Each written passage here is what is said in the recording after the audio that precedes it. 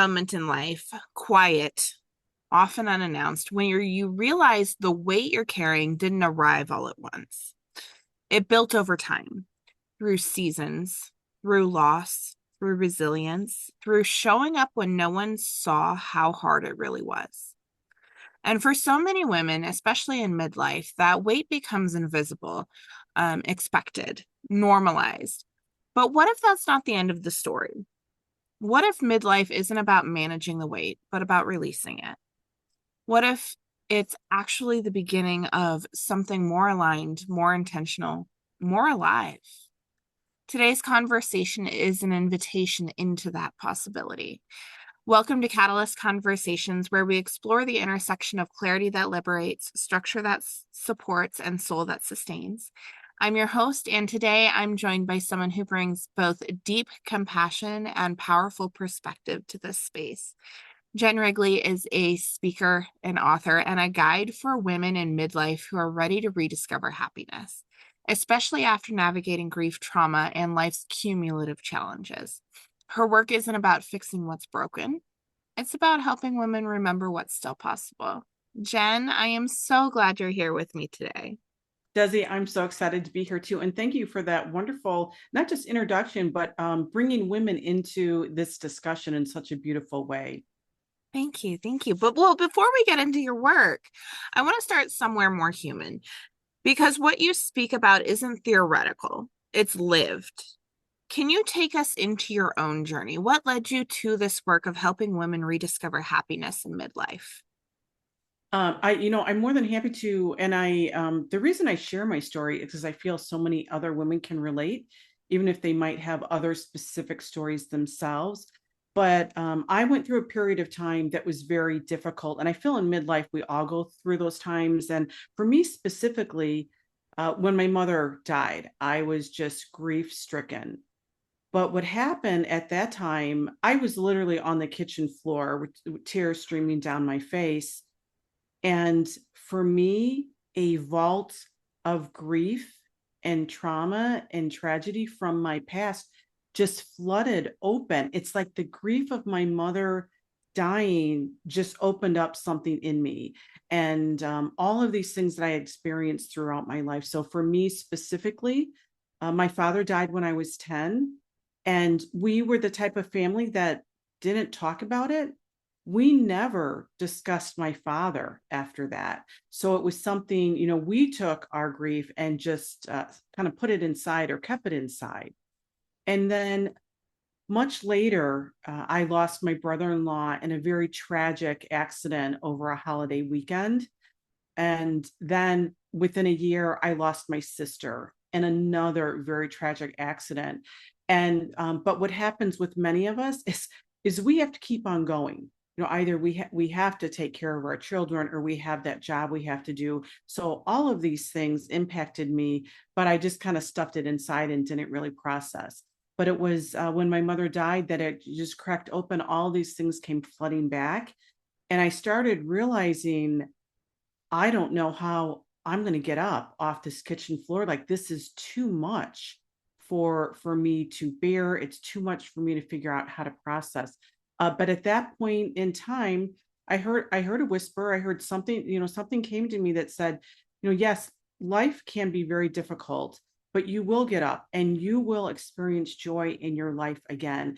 And this just set me on a path to healing, to recovery, but also to helping other women. Because while I had those specific experiences, I know we all have different experiences and challenge in midlife. And it could be you might have a health issue. Actually, one thing I didn't mention is right before my mother passed, I had been diagnosed with breast cancer. And again, I feel that's something else that women can relate to. So it could be your children leaving home, it could be divorce, but we have these cumulative things that happen to us. And so all of a sudden we end up in midlife feeling, wow, is this all there is? And I'm here to say, yes, it is very difficult. And we as women carry a cumulative trauma, but you can rediscover joy in your life. Mm. It's so powerful. I know I certainly resonate with what you're sharing, and I know that the audience will too. What I'm hearing in that story is that your story wasn't just about what you went through, more what you had to carry. And I think that's something a lot of women will resonate with. There's this, it's a quiet accumulation of responsibility, of grief, of expectations. At what point did you realize this weight isn't meant to define the rest of my life? So I would say, my when my mother died, I guess that's when I started to realize how much I had been carrying. So I actually had quite a journey. I call it a healing journey, and this is what I wish for all women, regardless of what you've been through specifically in your life. But I feel we all need to go on what I call a healing journey. So I spent several years trying to heal and recover and process.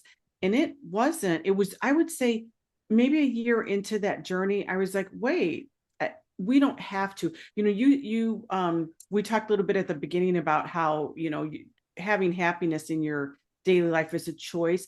I realized this can be a choice. And it doesn't mean I'm downplaying any of the challenges that we've had in our life, but it is saying we do have a choice on the weight, how much of this weight do we want to continue to carry? And then there's work to be done to start. That weight doesn't just drop off because you wake up one day and decide you want to be happy. But you can take some steps to, as I say, take that weight off little by little. Yeah, that awareness, it's subtle, but it's so powerful because it shifts us from survival into choice. I know, if I could share a little bit of my story, I lost my grandma when I was 16, and I took it upon myself to take on her identity, which was the backbone of the family. And I didn't. I feel that. Right? I felt like I needed to embody that identity and be that backbone and that steel rod for my family, which not healthy, one. And for me, I didn't really discover that and how much I was carrying until I went into my own personal growth and development journey 15 years later.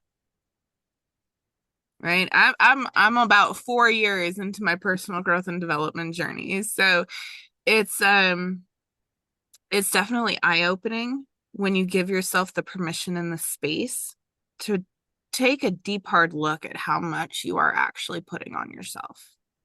I I'm so glad you explained what you went through and how you found it, because I feel women, we blame ourselves, and we almost shame ourselves for how we feel. And I'm tired. I just did some interviews with women this past week for a membership that I have, and I personally, I was a little shocked and surprised by what I was hearing. Um, Women were talking about themselves as unmotivated, lazy, tired all the time, but they were owning it like there was something wrong with them. With, as you said, not realizing it is all these other things that are causing not all of these issues, but many of them. And it is something like a mindset shift that can really change that. Yeah, absolutely. And I think a lot of a lot of the time, the negative self-talk is just so drilled into people. And it's really at this point it's a social norm to talk bad about yourself to yourself. Um, and is it healthy? No. Is it normal? Yes, because we're all human. Um, I know I catch myself talking bad about myself sometimes, and I'm like, stop it, right? You got to have that internal dialogue because if not, you're going to go down into the deep and dark and you're going to stay there. Yes. And there are so many tools and tips and techniques, things that you can do to help you get out of that. So, yeah, don't stay in that place. No, no, absolutely not. Jen, I'd love to talk about the work that you're doing now. You support women in midlife, particularly those who have walked through grief trauma or just the heaviness of life. When someone enters your world, what are they really seeking? So I would say women that resonate with me are women who they already have a little bit of knowing that something isn't quite right in their life. They want more, they want to do more things. They are starting to look at, how many years do I have left, because that is just a fact for women in midlife. We need to start thinking about how we want to spend the rest of these years. So most of the women that resonate with me have a thought or a knowing that there's something more out there, but they are completely at a loss about how to change it or what to do. Many of them have been through significant challenges, but to be honest, women in midlife, even if you haven't had a traumatic um, incident in your life, we already know we're carrying a lot anyway. So women that are maybe carrying a lot, they're looking for more. That idea, that spark of the possibility of joy or happiness, really catches their attention, and they want to heal. They want a little bit more in their life. They want to figure out how to do it. Yeah. Yeah. One of the mindset tools that I use going into, because I have a lot of meetings every week.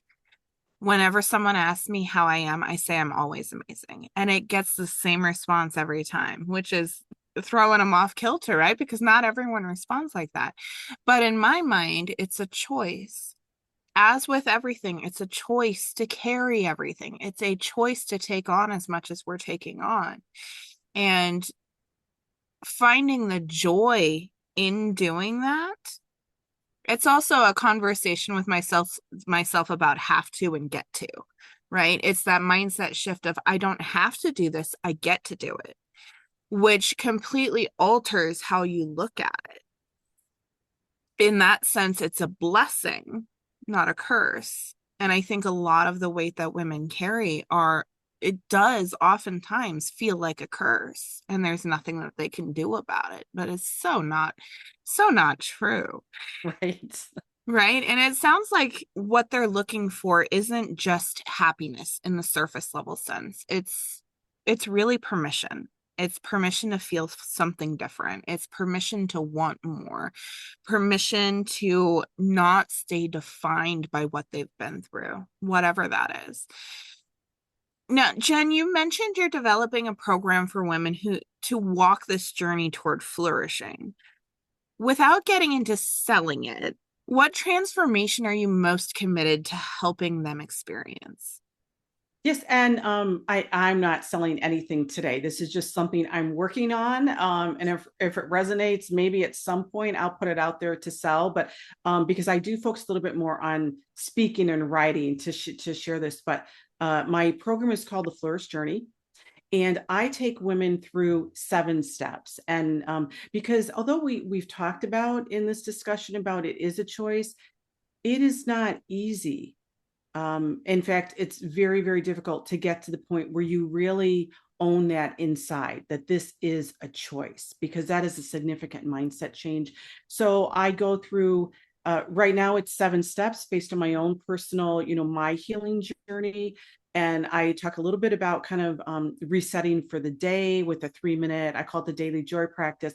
And that's something we can just send out to all of your listeners, just a free gift I give out, but it takes women through a 3 minute practice where we sit in stillness, we think about gratitude, and then we think about our intention for the day.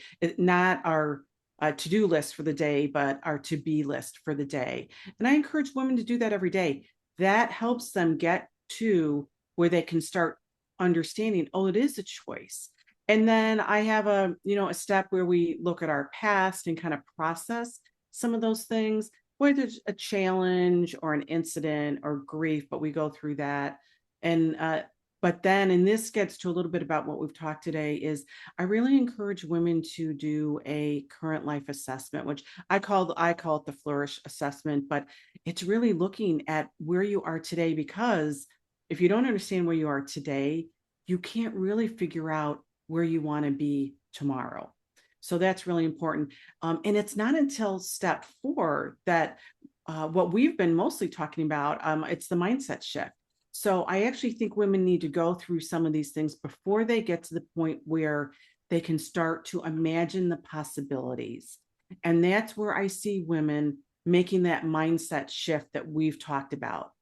they've done some processing, they understand where they are, all of a sudden now they have room now to start thinking about the possibilities for their life. Because really, if you can imagine the possibilities, it opens up the world.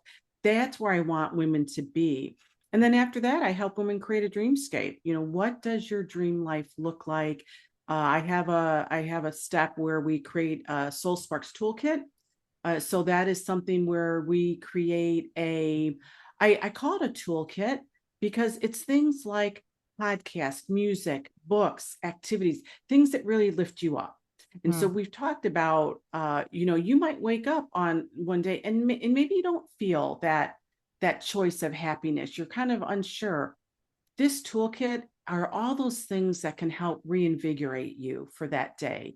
And then lastly, which is so important, is you have to take action. So start taking, for me, I think it's important just to start with one little step, and whatever you decide that is for you. But we want I want women to take action so they can start creating some momentum in their life. Mm. I love that. And I love that you said take action. I'm going to take it one step further. I always say take aligned action because Yes. if it's an action that's not in alignment with you, it's not going to be light and easy. It's going to be heavy and hard.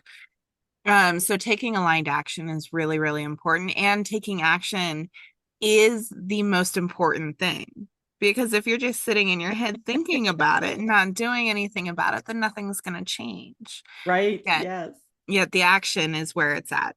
And really what I'm hearing, it's not about adding more to their life in this. It's about creating space for something new to emerge. And that's a very different kind of work. Yes, and actually, in several of the steps that I talked about, a big component of going through that work is, what do I no longer need? So in the Flourish assessment, we're specifically looking at what and who is holding you back. Mm, What and who is maybe treating you in the wrong way. And my little secret is that sometimes it's you. mm. But it's all about, a lot of it is about getting rid of what doesn't work, setting boundaries, all of those things that you're exactly right. It frees you up for more. Absolutely. I'd love to go a little deeper into this idea of accumulated weight because I think it's something people feel and don't always have language for. They can't put it to words. When you think about women in midlife, what are the layers they're often carrying that go unspoken? So I did a TEDx talk on this recently, and I very specifically talk about that accumulated weight. I use a metaphor. What I equate it to is the weighted blankets that you can buy nowadays. So we don't need to buy a weighted blanket because we have our own weighted blanket. And that weight starts accumulating early on. So, for example, maybe when you were in your 20s, you had serious financial issues, or you had a relationship that didn't work out. And so that's added weight. And then in your 30s, maybe you were trying to have a child and couldn't, or again, financial difficulties or issues with maybe you were getting married and had issues with your relationship. That's more added weight. Then as we get into our 40s, maybe it's health issues, maybe it's taking care of your parents, so many things, and it's gets laid on, year by year. So we now in midlife have had years and decades of this weight accumulating. Mm. I would say it's almost an invisible resume of resilience. And yet Mhm. there's no structured way to process it, right? Everyone is different. So let me ask you this. What does releasing the weight actually look like? So I know for me personally, because I've been through this, when I think about releasing the weight, it actually helps me relax a little bit.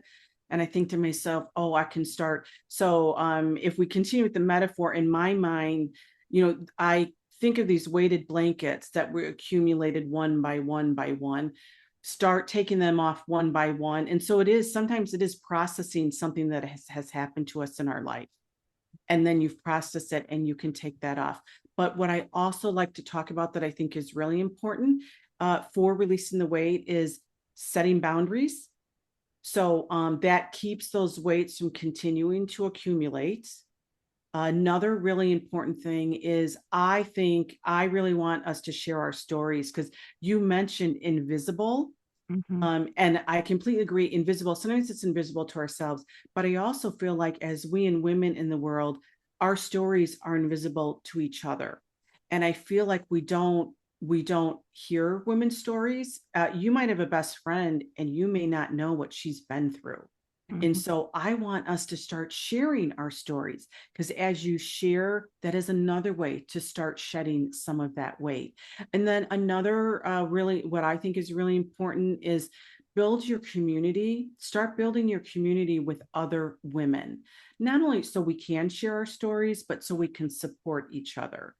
So those are some ways. Obviously, there's a lot of ways, things, you can go to therapy if that's something that you feel you need that's important to you. But those are some thoughts that I have on how to start shedding the weight. Mm. I think it's so very important. Another, I mean, when we're talking about this invisible piece of it, as women, oftentimes we don't like showing our vulnerability. We like to be strong. And what we're saying here is give yourself the space and permission to be vulnerable because that vulnerability is going to allow you to grow and to shed that weight. And it's going to help you build real authentic relationships with other women because you're right, we're so much of this oh, I'm okay, everything's okay, but it's when you really start sharing your story and how you're doing with those that are close to you that you build better relationships, and then also people in your life begin to understand how they can show up for you. Right. They don't know if you're not sharing some of your stories. Right. And I will say it also helps with the opposite sex too. For example, the other day I told my husband I was getting home from town because we live out in the boonies, so it takes me a while to get home. Um, but I told him, forewarning, I am not in a good place emotionally. And that he's like, next time don't text me that, just tell me when you get home because then he was in his head stressing out about, oh gosh, what's going on. Um, so it's that presence, but also in sharing that, he held the space for me and he asked me the question, do you need to be heard? Do you need to be healed or do you need to be helped? Mm, wow. And it's the concept of the three H's. And I've set this up with my partner who we've been together since we were 13 and we are polar opposites, okay? Um, so just recently we've gotten to this place of not everything I share needs to be fixed, right? Yet we're now creating this space for me to share openly without fear of being judged, with the question overhead of I get to narrate how this goes, which in itself gives you power. It gives you power over your own emotional state. It also gives you a little bit of power in the relationship. Mm-hmm. Um, and this whole conversation, I think, is where your work becomes so important because clarity without structure can feel so overwhelming. So, for someone listening right now who feels that heaviness but doesn't know what to do with it, what are one or two intentional practices or shifts they can begin with? So for me, I always like to start with the daily joy practice. I mentioned this a little bit earlier, but I'll go through it a little bit in detail because this is something anybody can do anywhere, and it's 3 minutes a day. And if you commit to doing this over time, you will see a shift. Mm. And even, in one day, as you mentioned, if someone's feeling that way, like right now, what can they do? So envision a triangle. And again, this is a copy of something that listeners can get. But picture a triangle, and there's one leg of the triangle that says stillness. And so I want that woman to just sit in stillness for 1 minute. And the reason I do this is because let's be honest, we are often told, well, you just need to meditate for 30 minutes, or you need to go exercise for 30 minutes. And I know for me, I couldn't do it. And then you start shaming yourself. So I want to do away with all of that. I want to make it very manageable and reachable for people. So 1 minute, just going to sit in stillness. And this is where I really do want you to put your phone away. I know it's hard, but put the phone away. This is for you, just 1 minute. Then Okay. another leg of the triangle is gratitude. And so I want you to think about what you're grateful for just for 1 minute. And some days it can be very difficult to find anything to be grateful for. On those days, I look for things like I live in Chicago, the sun is out today. So if nothing else, I'm going to be grateful for that. Or maybe it's your morning coffee, or it's those first budding flowers in spring. So it doesn't have to be something big. Just look around you and find something simple. And then at the bottom of the triangle, the third line is intention. And so I want you to spend 1 minute thinking about your intention for the day. And as I mentioned earlier, it's not your to-do list. This is your to-be list. Mm. How do you want to show up today? Whose life do you want to impact? Is there somebody that you want to reach out to? And then for after 3 minutes, you're completely reset. You have a really great foundation for your day. And you can go on and face all of the rest of the challenges you have for your day. But you've had those 3 minutes for you to reset. And as that becomes a daily practice, it really will make a difference in their lives. Mm. I love that practice. That is amazing. And what you said about gratitude, I absolutely agree. When I'm having a hard day, it is oftentimes difficult to nail down the gratitude. And sometimes that gratitude looks like I have a roof over my head and I have food in my stomach. Right. And it's a blessing that I'm able to still be in this place when so many people don't get that opportunity. So just looking at it Yes. like that will elevate you to a different level. I just resonate with that because I think yesterday afternoon, and I don't think it had to do with kind of exactly where I was in my life. It was more all the chaos swirling around in the world today. Mm. And I was like, I'm just grateful that you're right. I have a house and I have food. So you're right. It can be little things like that. And it can make a difference in our lives to just have something that we can feel good about. You know what I just had a realization on? We look at those as little things, and those are actually really big things. And that goes to the basis of survival. Yes. Yeah, it's just an epiphany I had. All right, Jen, emotionally, I would love to talk about what tends to come up when they start that process because releasing weight often means feeling what we've been avoiding. Yes. So, and this is, I'm so glad you brought this up because I do want to be thoughtful about anyone who's either listening or who might kind of start on this journey.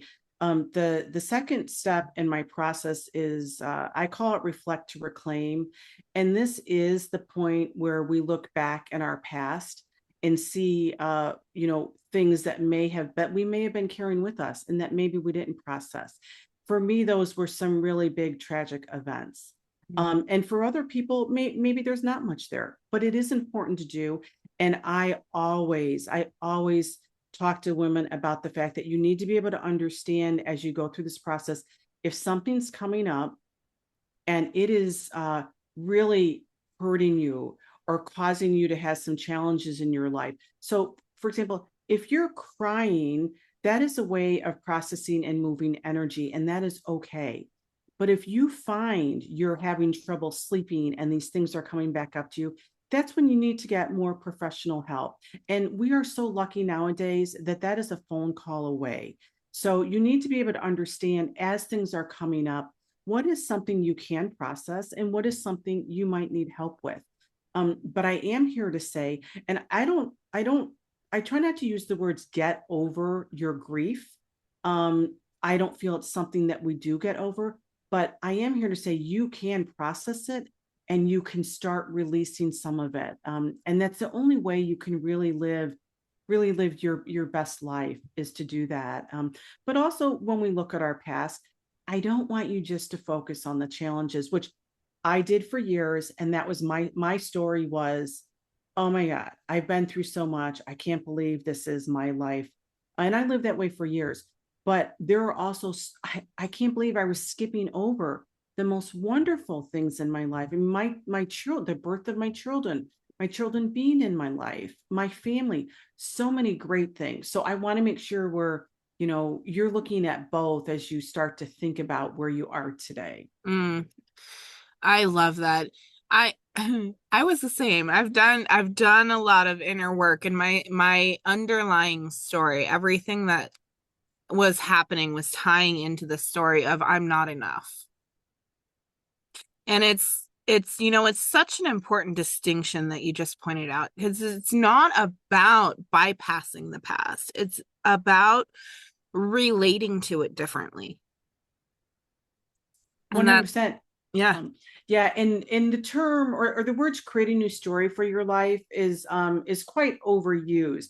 But that's actually what I like to talk about. Is this is about creating a new story for your life, but it's with intention, and it's with looking at where you've been, and also looking at your dreams and where you want to go. And it is possible for all of us, because Desi, you mentioned how you were feeling and not feeling good enough. And I would gather that many women, if not most women who might be listening today, might be in that same headspace or can relate to that. Hmm. Yeah. I also think there's a bigger conversation here around identity, because when you've spent years being the strong one, the reliable one, the one who holds everything together, letting go of that weight can feel like losing a part of yourself. How do you help women navigate that identity shift? So I think the identity, so that's one example of, you've been strong, you've been doing a lot, but in midlife, women do face, I want to say every single woman that I have talked to does face in it, an identity. I don't know if I want to call it a crisis, but let's say, who are we? Trying to figure out who we I are. would say an identity reframing. Okay, yes, I love that. Identity reframe. And it's because maybe the kids are leaving, or you've gone through a divorce. Or you've been laid off from your career of 30 years. These are major things that do rock us, and do rock and make us question, who am I? What I like to talk to women about is, you're not going to wake up one day and have a new identity. And I really feel that there is a process you can go through, whether it's the steps that I talked about already, or something. You can create your own process and just know that, okay, this is where I am today. Um, to me, the most important thing that I think you need to do is, you need to dream big. Mm, I want you to think about, what do I really want in life? Maybe identity isn't that important, because something you really want to do, where you want to be in your life, it doesn't have to be tied to, I'm a mother, or I have this career. It could be more about how you want to live your life. And then how you're living your life really starts driving your identity. But I want to encourage everyone to dream big, because if you don't dream it, if you can't see it, you're not going to be able to live it. mm. To sum it up, what I gather, it's not just about healing, it's about redefining who they get to be next. And you've said something really powerful, that women can create a new story for their life. I want to sit with that for a moment, because for some people that might feel inspiring, and for others it might feel impossible. What would you say to the woman who hears that and doesn't quite believe it yet? I'm sure there are many women that hear that and are like, oh yeah, well, that's easy to say. Or, I have these special and unique circumstances that you just don't understand. And so that is not for me. I want to encourage them to, think about that daily joy practice or some type of resetting yourself, bringing yourself back to you.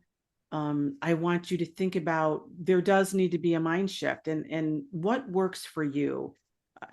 Different things work differently for everybody, but what might help you? I really like to start with imagination. And actually, what I really start with is imagine the possibilities. And so I'm not saying that you're going to wake up tomorrow and everything's going to be different, but could you just start to consider the possibility? Is it possible that things could change? Is it possible you could create a new story? Is it possible something good could come into your life? Is it possible that things could change? It's just that little nugget, that slight shift of, nope, never going to happen, to, well, maybe that's going to start opening you up to new ideas, new thoughts, and possibly getting to that mindset Mm, change. I love this. That's really, in my opinion, where the soul of this work lives, because it's not about forcing belief. It's about gently rebuilding trust, not only with yourself, but also with the possibility and with life. When women begin to reconnect with joy again, what happens? Well, I can say I remember for myself that all of a sudden one day I laughed about something and it struck me. Like that's the place I was in where when I laughed, I knew, I'm like, oh, there's been a pretty big shift here. And so as women begin to experience, one of the things is they start to open up, they start to bloom, they start to things like go out more often, reach out to other women, have more energy, things like that. You start exploring more, you get more curious. So it leaves your life open to a lot of change. It's more about being open.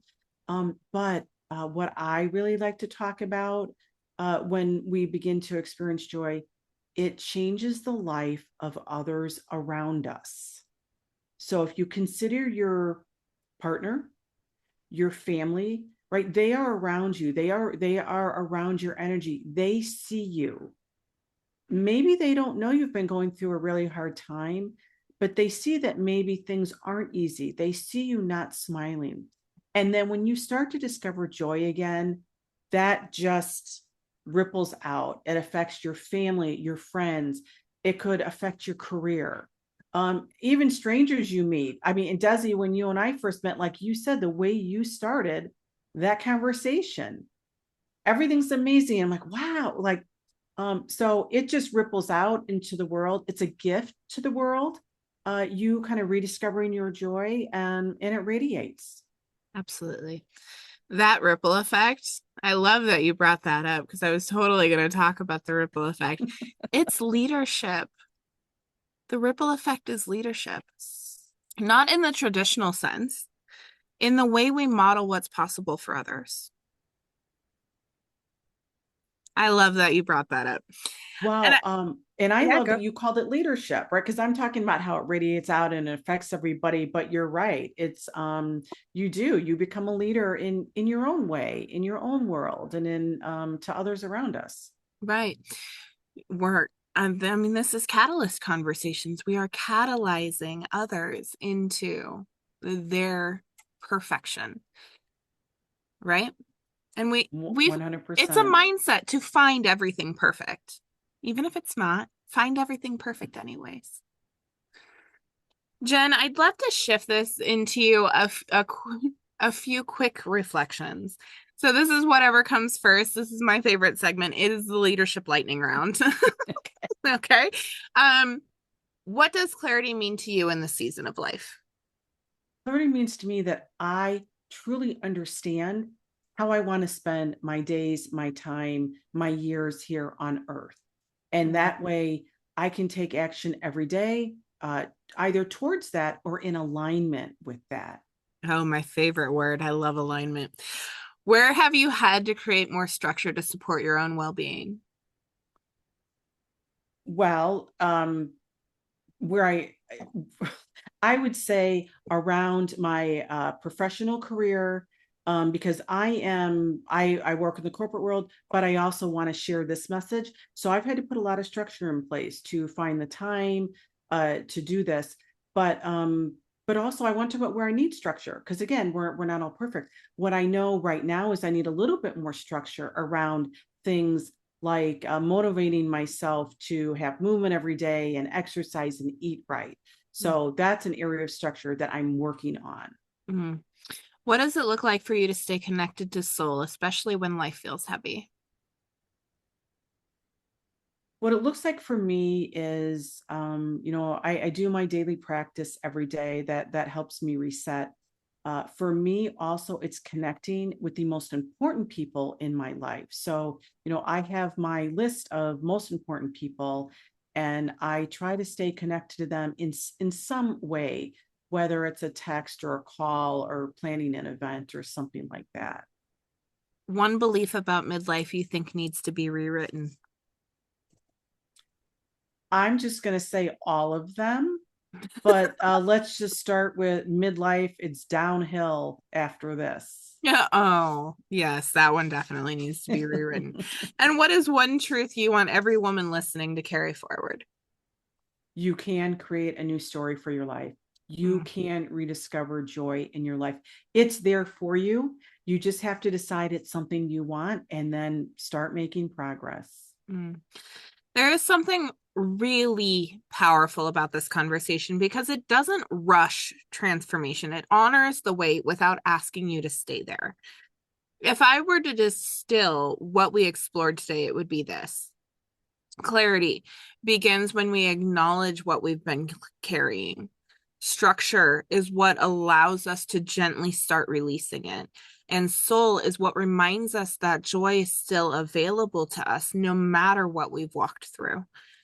Jen, your work is such a meaningful invitation, not to become someone new, to reconnect with what's always been possible. So thank you for bringing that into this space. Thank you, Desi. This has been a great conversation. I agree 100%. And if you're listening today and something in this conversation resonated, take a moment, not to fix anything, not to solve everything, but to simply ask yourself, what part of my story am I ready to rewrite? That question alone can change everything. Thank you for being here. This is Catalyst Conversations.